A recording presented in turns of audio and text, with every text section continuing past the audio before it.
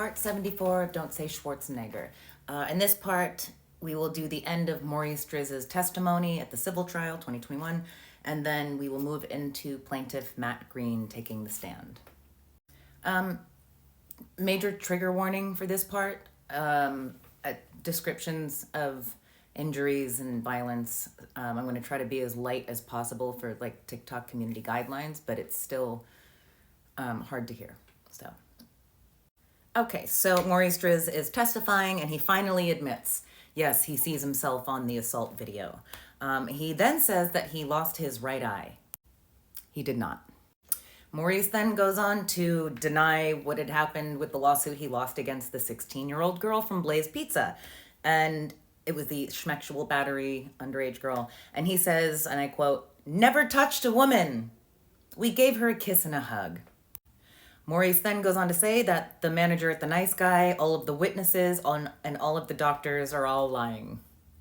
He then refers to his criminal defense team that they had during the prelim, because it was crazy, like Thomas Mesereau, Robert Shapiro, he had Blair Burke, all of these people, Donald Rhee, I could go on and on and on. He called them the magic team.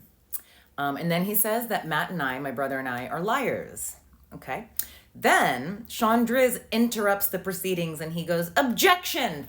Asked and answered." And the judge goes, "Overruled." What? It reminds me of that movie, you know the Jim Carrey movie, Liar, Liar, where he can't lie and he's like objecting to his own like corruption in court. And he's like, "Objection, Your Honor." And she goes, "On what grounds?" And he goes, "This is devastating to my case." And she's like, "Overruled." It was very, very liar, liar during this.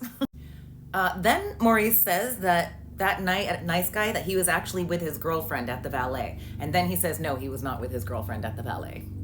Another weird thing was he kept mentioning Serena. And I think they even might have said that Serena helped. I'm not sure of this. I think so, maybe. That Serena Singh or Singe, I don't know how to pronounce it, that I found her through obviously a little PI work and stuff earlier in the case, but she was never like brought to testify at any of the trials for some reason. And I don't think she was like deposed, because I would have that copy since I asked for every single copy. But I think her name was even dropped during this trial where Shawn was saying that she helped file the bankruptcy, the false fraudulent bankruptcy claim while he was in Turks and Caicos. So if anybody knows her, I would love some more details on her. Thanks. Okay, then while Maurice is testifying, suddenly Shawn stands up and he randomly wants to get me on the stand. He wants to directly ask me questions. Like, they're just deplorable. And the judge goes, "You'd think after all this time, you'd know this, but you don't control the proceedings." Love her. Okay, so next, my brother gets on the stand, Matt Greene. And the first thing he says about the assault was that he had overheard Shawn say, "I got this, Dad." And that's how we could pinpoint who punched who and all that stuff, because we could pinpoint who Maurice was. So when he heard, "I got this, Dad," by Shawn Driz, that's when Shawn Driz then sucker punched Matt, and Matt lost consciousness for the first time. Matt then testified that he witnessed all four of the defendants stomping Jacob Castillon of TMZ. You know, the guy who just had a scratch and was fine. When Matt awoke from briefly losing consciousness, the Driz twins were kicking him in the face and he lost consciousness again. And by the way, these parts are on video, which I will not share. When Matt went to Cedars-Sinai Hospital afterwards, he had 7 broken bones, a broken nose, a sprained knee, bruises around his belly button, 2 black eyes, cut lips, lumps on the back of his head, and a fractured spine. His stomach was kicked in so hard that he had to have surgery to remove part of his stomach. He lost 17 pounds over the next 30 days. He also lost half an inch in height from the 2 fractured vertebrae. He had to be on crutches and then a cane for the next 6 months. While testifying, he said that he believed that if there weren't other victims, me and the third plaintiff, Fendel, that they would have unalived him down the road to make sure he never testified. 14 months after this assault, my brother came down with leukemia, non-Hodgkin's lymphoma. He had real cancer. He had to have real radiation and real chemo and a real bone marrow transplant at a real hospital with real oncologists. So Of course, Shawn gets up and he says, I'd like to cross-examine Matt. You know how traumatizing this is, by the way? First of all, they're pretending to be broke and that they can't afford attorneys. But the fact that we aren't just going through this trial because it's the right thing to do to get justice, but we have to engage with our attackers, like on top of everything else, it's nuts. So Shawn Driz decides to get up and he cross-examines Matt. And he says, and I quote, I want to apologize from the bottom of my heart what happened that night. Then Shawn asks the court to play the video. And the judge is like, which one? Because there was a ton of videos, ton of photos that we put as exhibits for evidence. And the judge says, which one? And Shawn responds, to be honest, I don't know. Then Shawn has them pull up one of the angles of Matt going through the attempted unaliving at their hands. And Shawn keeps making Matt watch his own beating multiple times. Then Shawn implies that the bar back that's in the video that was trying to help wasn't there to help. And then after that, Shawn makes Matt watch the video 2 more times. And then Shawn says to Matt on the stand, he says, watch the gentleman standing over you, punching you repeatedly, over and over and over and over. And then Shawn makes him watch the video 1 more time.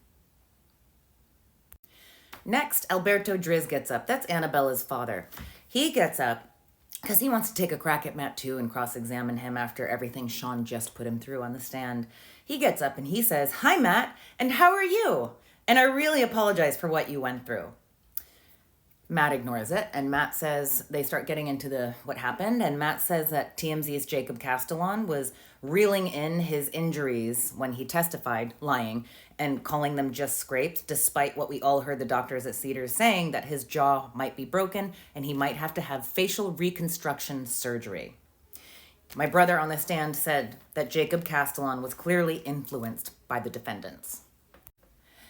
Alberto, acting as his own attorney, keeps calling him Matt instead of Mr. Greene, which is so not okay in a courtroom. Keeps calling him Matt, and the judge finally stops him, and she goes, Mr. Greene, not Matt. He is not your friend. Love her. After this, Alberto insinuates that Matt's injuries aren't that bad and not real. Next, Maurice Driz, who is Annabella Driz's uncle, he wants a crack at Matt too. He cross-examines him, and instead of asking questions, he just keeps mentioning that he has cancer too. It's so messy.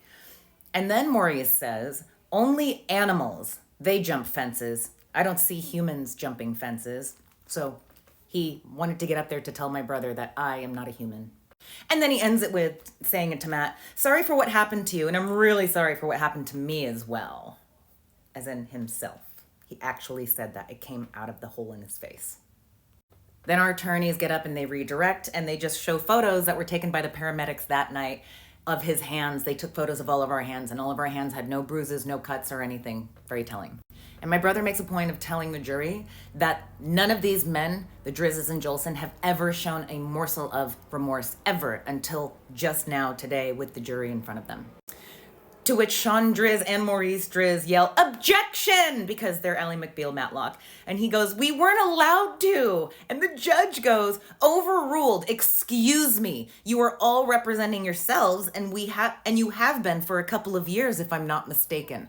Boom! Like, she is just, I love that she just goes for it now. She's saying it, the jury sees it. It's insane. I love her, thankful. Okay, and so that is the rest of him testifying, and then the rest of my testimony is in the next part.